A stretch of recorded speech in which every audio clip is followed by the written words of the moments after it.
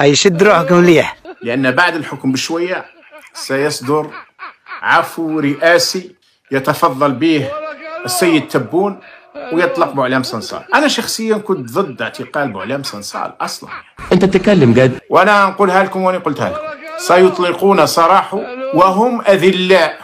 قولوا لنا هل حان إطلاق سراح بوعلام صنصال؟ أستطيع أن أقول لكم نعم، سيطلق سراحه من هنا إلى أسبوع. اي هذا راه عالم كبير متخصص في الالكتروجين تاع الهواء ذاك تاع القبار وكالكير من هنا ل5 جويلية سيطلق صنصال يقينا، واحتمال أيضا هذا الصحفي.